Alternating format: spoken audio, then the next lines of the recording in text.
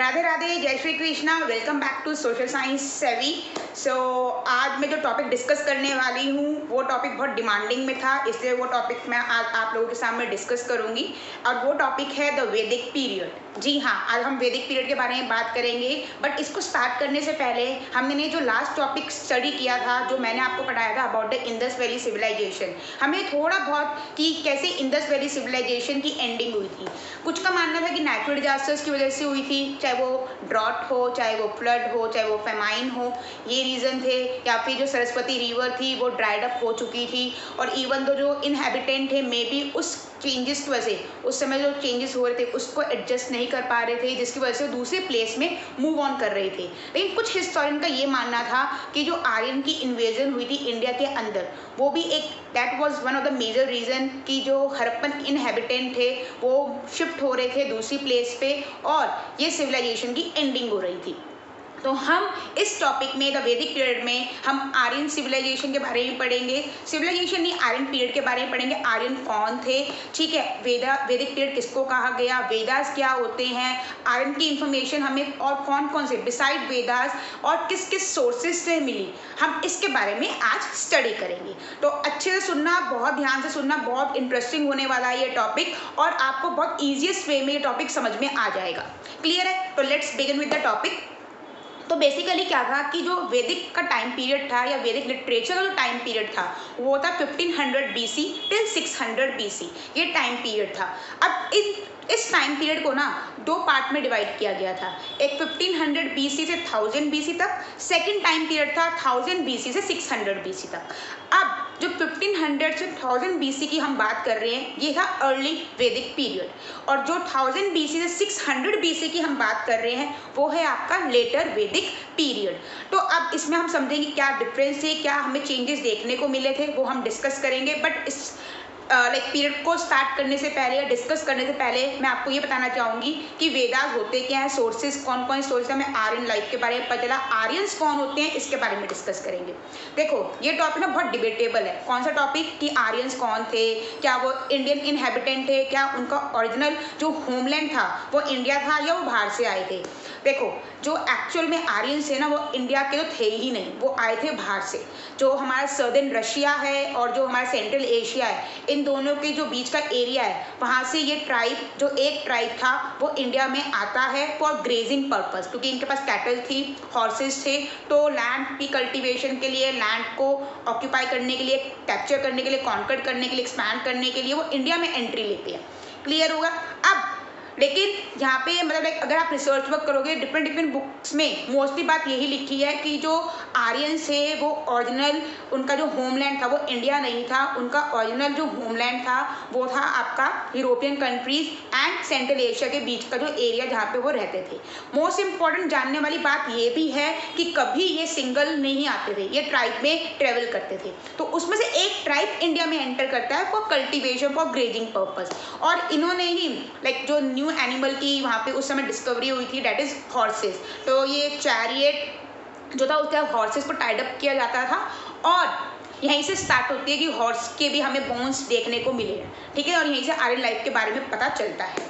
Clear है? अब एक और यहाँ पे एक वैलिड रीज़न है कि आर्यंस को बहुत सारी लैंग्वेजेस आती थी। इंडिया के अंदर तो नहीं थी बहुत सारी लैंग्वेज, इंडिया के अंदर तो हिंदी बोली जाती थी, लेकिन आर्यंस को बहुत सारी लैंग्वेज आती थी, चाहे वो इटालियन लैंग्वेज हो, चाहे वो स्वीडिश लैंग्वेज हो, चाहे वो जर्मन लैंग्वेज हो, चाहे वो पॉलिश लैंग्वेज हो। पॉलिश कौन सी कंट्री की है? पोलैंड की, ठीक है। चाहे वो लैटिन लैंग्वेज हो, चाहे वो ग्रीक लैंग्वेज हो, चाहे वो इंग्लिश लैंग्वेज हो, दे न्यू एवरी लैंग्वेज से मैं बात कर रही हूँ यूरोपियन लैंग्वेज, ठीक है। जितनी भी यूरोपियन, हमारा यूरोप तो कॉन्टिनेंट है, इसमें जितनी भी कंट्रीज आती हैं मोस्टली कंट्रीज की लैंग्वेज इनको आती थी। इवन दो एक आपसे यहाँ पे क्वेश्चन है कि आपको ये बताना है कि क्या संस्कृत इंडियन लैंग्वेज है या नहीं, क्या ये भी बाहर से आई है, ठीक है।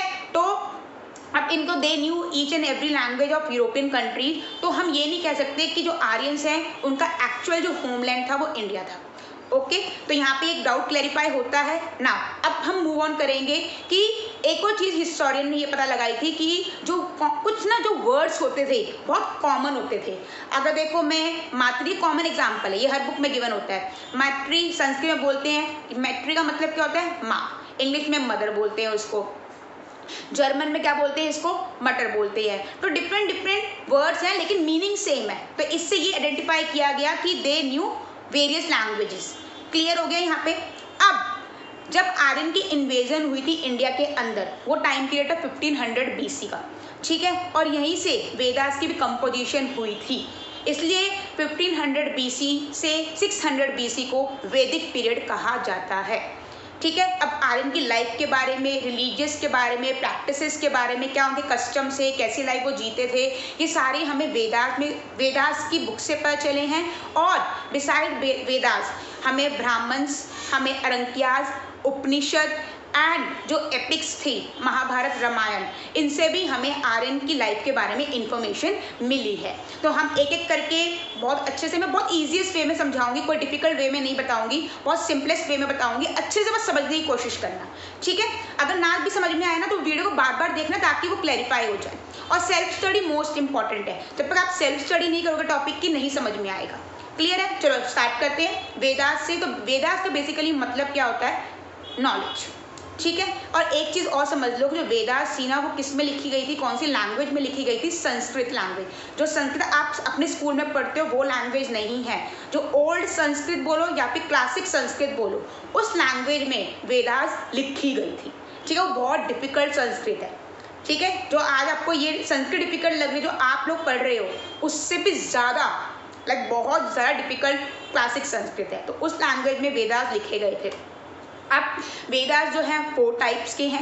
एक है आपका ऋग्वेदा, एक है आपका यजुर्वेदा, एक है आपका Samaveda and last one is Atharvaveda. Rigveda क्या है, एक तो सबसे ओल्डेस्ट वेदा है अमंग ऑल द 3 वेदास, ठीक है। सबसे ओल्डेस्ट है और सबसे पहले लिखा गया। ऑब्वियसली जो सबसे पहले लिखा जाएगा वो ओल्डेस्ट ही होगा। तो ओल्डेस्ट वेदा है अमंग ऑल द 3 वेदा। ऋग्वेदा में बेसिकली क्या है, बहुत सारी प्रेयर्स मेंशन्ड है, बहुत सारे हिम्स, हिम क्या होता है, सॉन्ग्स मेंशन्ड है। अब इसमें जो प्रेयर्स और जो सॉन्ग या हिम मेंशन किए गए हैं, वो जो गॉड है ना, उसको डेडिकेटेड करने के लिए किए गए, ठीक है। तो उस समय जो गॉड और गॉडेसेस थे बहुत सारी थी, जिनकी पूजा की जाती थी, प्रेयर्स की जाती थी। जैसे इंद्र हो गया, इंद्र में जिसको हम गॉड ऑफ रेन कहते हैं। अग्नि गॉड ऑफ फायर हो गया। सोम एक प्लांट है जिससे इंटॉक्सिकेटेड ड्रिंक्स जो आर्यंस थे वो वेडिंग में या कोई और ओकेजन हुआ उसमें प्रिपेयर करते थे। क्लियर है? इस वेदा के अंदर मोर देन 1028 हिम्स हैं, ठीक है, सॉन्ग्स लिखे गए हैं। कोई डाउट? अब यहाँ पे एक और मोस्ट इंपॉर्टेंट बात है ऋग्वेदा की, वो ये कि ये जो हमारा गायत्री मंत्र है वो ऋग्वेदा में ही मेंशन है। सेकंड वेदा की हम बात करेंगे, डेट इज यजुर्वेदा। यजुर्वेदा का मतलब क्या होता है बेसिकली कि जो जितने भी हमारे सेरिमोनियल सेक्रीफाइसेस होते हैं, मतलब जिसमें हम घी, ग्रेन, एनिमल, उस टाइम में एनिमल्स का भी सेक्रीफाइस होता था। मैं आपको वेल नोन एग्जांपल दूंगी, अश्वमेधा। अश्वमेधा को रट्टा मारने की जरूरत नहीं है, समझना है सिर्फ। अश्वमेधा बेसिकली क्या है, यहाँ पे हॉर्स का सेक्रीफाइस, आपको मैंने बताया दिया कि हॉर्स यही लेके आर्यंस लेके आए थे, because they were skilled in horse riding, ठीक है। तो अब हॉर्सेस का सेक्रीफाइस होता था। अश्वमेधा जो रिचुअल है उसका मतलब क्या होता है कि यहाँ पे जो किंग है, जो रूलर है, अपनी पावर को एक्सपैंड करने के लिए दूसरों की टेरिटरी को कैप्चर करता था। अब यहाँ पे क्या होता था कि मान लो 1 साल का उन्होंने टाइम दिया, 1 ईयर का टाइम दिया है। अगर रूलर ने अपने हॉर्स को, मतलब यहाँ पे कोई फिक्स आर्मी नहीं होती थी, अपने ही मेंबर्स को वो हॉर्स के साथ सेंड करता था। अगर उस हॉर्स ने जिस किंग की या जिस भी रूलर की टेरिटरी को कॉन्कर्ड करना है, कैप्चर करना है, उसका एरिया हॉर्स ने पास कर लिया, क्रॉस कर लिया, मतलब यहाँ पे क्या हो जाएगा, जो किंग है वो पावरफुल हो जाएगा। और फिर उसके बाद जो ये रिचुअल है, ये जो कस्टम है, ये किया जाएगा, उस हॉर्स का सेक्रीफाइस कर देंगे, ठीक है। और इस जो जब सेक्रीफाइस किया जाता है तो बेसिकली जो मंत्र पढ़े जाते हैं वो हमारे किस में आते हैं, यजुर्वेदा में। तो बेसिकली जो यजुर्वेदा है सेरिमोनियल सेक्रीफाइसेस के लिए होता है। क्लियर हो गया? अब थर्ड आता है हमारा समवेदा। समवेदा बेसिकली क्या, तो हमारी वर्शिप, पब्लिक वर्शिप के लिए जो भी प्रेयर मंत्र पढ़े जाते हैं वो होते हैं समवेदा के अंदर। फोर्थ आता है हमारा अथर्ववेदा। अथर्ववेदा में क्या, जितने भी इविल स्पिरिट जो बोलते हैं ना हम कि नजर लग गई है, इसके ऊपर बुराई टली हुई है, बुराई आई हुई है, तो मतलब हम थ्रेड पहनते हैं हाथों में, इवन दो शोल्डर के अराउंड भी पहनते हैं हम, आर्म्स के अराउंड ही पहनते हैं हम, और रिंग्स पहनी जाती है ताकि मतलब जो गलत इविल आई है उससे बचा जा सके। तो आज भी हम देखते हैं ना बहुत चीज़ों पे जो इविल स्पिरिट होती है उसके ऊपर विश्वास करते हैं। जो हमारी ग्रैंड मदर होती है वो विश्वास करती है, फिर वो बोलती है आप थ्रेड मान लो, इससे नजर नहीं लगेगी। तो ये जितने भी ये मैजिक और चार्म है ये कौन सी वेदा के अंदर मेंशन्ड है? अथर्ववेदा के अंदर मेंशन्ड है। कोई डाउट? यहाँ तक बहुत सिंपलेस्ट लैंग्वेज में मैंने समझा दिया आपको। अब आते हैं, हम बात करते हैं बिसाइड वेदा और कौन से सोर्सेज से हमें वेदास के बारे में इंफॉर्मेशन मिली है। अब आते हैं ब्राह्मण पे। ब्राह्मण क्या है? जो वेदास की नॉलेज देंगे अपने डिसाइपल मतलब स्टूडेंट्स को देंगे, ठीक है। सेकंड आता है हमारा अरंक्यास। अरंक्यास का बेसिकली मतलब क्या होता है कि जो हम ये रिचुअल जो मैंने कस्टम आपको बताए, अश्वमेधा या घी ग्रेन, इनका सेक्रीफाइस क्यों किया जाता है, जो भी प्रेयर बोली जा रही है चाहे वो गॉड के टूवर्ड्स हो, गॉड को डेडिकेट किया हो या पब्लिक वर्शिप के लिए हो, क्या पर्पस है, क्या रीज़न है, तो मतलब सोचना, वो सारी जो थिंकिंग है, इंटेलेक्चुअलिटी है, वो किस में मेंशन्ड है? अरंक्यास, ठीक है। कि हम ये चीज़ें कर क्यों रहे हैं, लाइफ क्या है, रियलिटी क्या है, ट्रुथ क्या है, यूनिवर्स क्या है, हम कैसे आए हैं, हर चीज़ का जो क्वेश्चन है वो अरंक्यास में मेंशन है। तो बेसिकली ये क्या है कि हर जो भी हम कस्टम फॉलो कर रहे हैं उसका रीजन क्या है वो बताता है। क्लियर है? अब आते हैं उपनिषद। उपनिषद का मतलब बेसिकली क्या आता है, यहाँ पे जो गुरु है और जो उसका डिसाइपल मतलब जो शिष्य है, स्टूडेंट है, वो अपने गुरु से लेसन लेता है अबाउट स्पिरिचुअलिटी, अबाउट वेदास। अब कोई प्रॉब्लम है डिस्कस करते हैं, तो ये है उपनिषद।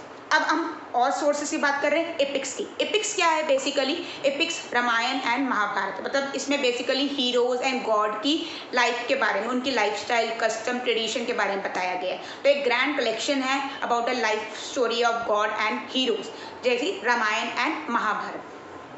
इससे पहले जितनी भी मैंने आपको महाभारत समझाई है, इससे पहले मतलब लाइक वैदिक लिटरेचर को 2 पार्ट्स में डिवाइड किया गया है। एक है, किसी बुक में नहीं लिखा होता, प्लीज ध्यान से सुनना, बहुत चीजें मैं नहीं बता रही हूँ आप लोगों को। एक होती है श्रुति और दूसरी होती है स्मृति। श्रुति मतलब जो सुनी गई हो। अब वेदा सिर्फ सुन के आए हैं हम, कोई लिखी नहीं गई थी, वो सुनते सुनते जनरेशन टू जनरेशन आई है और फिर बाद में फाइनली उसको लिखा गया है। जो हमारे सेजेस थे, ऋषि मुनि होते हैं, उन्होंने लिखा फाइनली। तो जो हमारा वेदास है वो हमारा श्रुति की कैटेगरी में आता है। स्मृति की कैटेगरी क्या होती है? स्मृति मीन्स जो याद किया गया हो, जो महाभारत रामायण है ये लिखी गई है, तो ये हमारा किस में आता है? हमारा श्रुति के अंदर आता है। कोई डाउट है यहाँ तक? क्लियर हो गया? 2 पार्ट, सॉरी स्मृति के अंदर, सॉरी, तो 2 पार्ट मैंने आपको बता दिए हैं, एक है श्रुति, एक है स्मृति। श्रुति मतलब जो सुना गया हो, इसका एग्जाम्पल वेदास है। स्मृति मीन जो मेमोराइज किया गया हो, जो लिखा गया हो, वो उसका एग्जाम्पल है रामायण एंड महाभारत। कोई डाउट यहाँ तक? चलिए अब नेक्स्ट मूव ऑन करते हैं हम यहाँ पे। अब आर्यन की सेटलमेंट 2 पार्ट में हुई थी। एक थी अर्ली वैदिक जो मैंने आपको स्टार्टिंग बताया था, और एक है लेटर वैदिक। टाइम पीरियड में ऑलरेडी आपको बता चुकी हूँ। अब देखो अर्ली वैदिक जो लिटरेचर है ना, बेसिकली यहाँ पे जो आर्यन जब इनिशियली सेटल्ड हुए थे तो इंडस और उसके ट्रिब्यूटरीज के ऑब्वियसली वहीं पे हुए थे, ठीक है। और उस एरिया को क्या कहा गया? सप्त सिंधु। सप्त सिंधु मतलब सप्त मीन्स 7, ठीक है।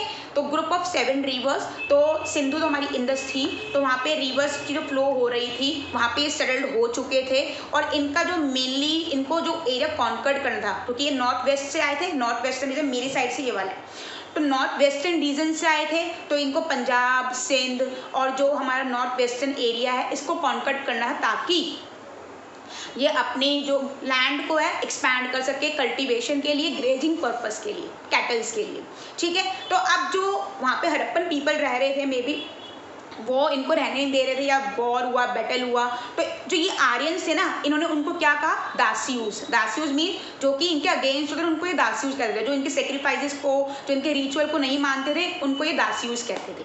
अब हम बात करेंगे लेटर वैदिक पीरियड की। लेटर वैदिक पीरियड में धीरे धीरे, चाहे ये नॉर्थ वेस्टर्न रीजन में रूल कर रहे थे, इन्होंने एरिया डोमिनेट कर लिया था, धीरे धीरे नॉर्थ ईस्टर्न साइड पे आ जाते हैं। जो हमारा यूपी हो गया, बिहार हो गया, गंगा यमुना वैली होगी, यहाँ पे ये धीरे धीरे अपना लैंड को और एक्सपैंड करते रहते हैं, ताकि कल्टीवेशन कर सके और ग्रेजिंग के लिए लैंड को यूज किया जा सके, ठीक है। कोई डाउट? चलिए अब हम आएंगे नेक्स्ट की जो अर्ली वैदिक और लेटर वैदिक में बहुत डिफरेंस था। अर्ली वैदिक में जहाँ पे विमेन को बहुत इक्वालिटी, लाइक इक्वली ट्रीट किया जाता था, जहाँ पे मेन एंड विमेन दोनों इक्वल होते थे, उनको वेदास की नॉलेज दी जाती थी, उनको लाइक मतलब हर डिस्कशन डिबेट अगर हो रहा है तो उसमें भी वो पार्टिसिपेट करती थी इक्वली। तो वेल नोन जो एग्जाम्पल है, आज हमारे कॉलेज भी बने हुए हैं उनके नाम से, गार्गी, और एक है मेट्री। ये DU के टॉप कॉलेजेस हैं। तो उस समय ये 2 विमेन थी जो बेसिकली क्या थी, मतलब लाइक इन्होंने अपना नाम वहाँ पे अर्न किया। तो उस टाइम पीरियड में इवन तो इन्होंने ऋग्वेदा में 2 पैराग्राफ भी लिखे थे। तो आप इससे समझ सकते हो कि अर्ली वैदिक पीरियड में इनको इक्वली ट्रीट किया जाता था। लेकिन धीरे धीरे टाइम जैसे चेंज होता है, लेटर वैदिक में विमेन को कोई भी इम्पोर्टेंस नहीं दी जाती है। और यहाँ पे बेसिकली क्या होता है कि इनको वेदास की नॉलेज नहीं दी जाती है। इनको बोला था कि आप घर पे काम करो, आपका हाउस होल्ड ही मतलब घर पे काम करके like you are confined in the 4 walls of the houses. आप चिल्ड्रन की केयर करो, हस्बैंड की केयर करो, जो हस्बैंड बोलेगा वो आपको करना। मतलब डोमिनेशन स्टार्ट होती थी, ठीक है। इनको कोई राइट्स नहीं था। क्लियर हो गया। इसके बाद कोई भी डिस्कशन हो रहा है, डिबेट हो रहा है, उसमें भी इनकी एंगेजमेंट नहीं थी। ये बहुत डिफरेंस था अर्ली वैदिक एंड लेटर। तभी आप आज हम जो डिस्क्रिमिनेशन का कॉन्सेप्ट पढ़ते हैं यहीं से वो स्टार्ट होता है। हिस्ट्री ये है, ठीक है। जैसे जैसे टाइम चेंज होता गया वैसे वैसे डिस्क्रिमिनेशन भी like toward different categories increase होती गई। तो हम बाकी जो टॉपिक है जो मैं आपको लाइक सोशल लाइफ के बारे में, इनकी सोसाइटी कैसे डिवाइडेड थी, इसके बारे में नेक्स्ट जो पार्ट 2 मेरा आएगा उसमें मैं डिस्क्लोज करूँगी, ठीक है। तो कोई भी डाउट हो कमेंट बॉक्स में प्लीज़ मेंशन करना। मैंने टॉपिक बहुत ईजीएस्ट वे में बताया है और बहुत सिंपलेस्ट वे में बताया गया है। और अगर टॉपिक बहुत अच्छा लगा हो तो कमेंट बॉक्स में सिर्फ ये मेंशन करना कि मैम ये जो टॉपिक था बहुत डिफिकल्ट था, आपने बहुत ईजीएस्ट वे में बता दिया। वो मेंशन किया करो, ना कि wow interesting topic, wow ma'am nice teaching. ये नहीं सुनना मेरे को। कमेंट बॉक्स में ये सुनना है कि जो टॉपिक आपको बहुत डिफिकल्ट लग रहा था वो अब आपको समझ में आया कि नहीं आया, आपको वो कमेंट करना है, ठीक है। और पेरेंट को भी वीडियो दिखाओ यार प्लीज़, पेरेंट भी देखे कि एक्चुअल में कि ये बच्चों को समझ में आ रहा है कि नहीं आ रहा है, ठीक है। तो और वीडियो को लाइक शेयर सब्सक्राइब कर देना ज़्यादा। बहुत ऑडियंस जुड़ चुकी है, थैंकफुल, मतलब मैं तो बहुत ग्रेटफुल और थैंक यू बोलना चाहूँगी आप लोगों को। तो प्लीज़ इस वीडियो पे सबसे ज़्यादा मेरे को सब्सक्रिप्शन तो ही बोल रही हूँ, सब्सक्राइब कर देना। व्यूज़ सब पे ज़्यादा मिलने चाहिए और बाकी जो वीडियो मैं ऑलरेडी अपलोड कर चुकी हूँ उसको भी बार बार देखते रहना। क्लियर है? Okay bye, take care. Part 2 बहुत जल्दी रिलीज़ होगा। ओके।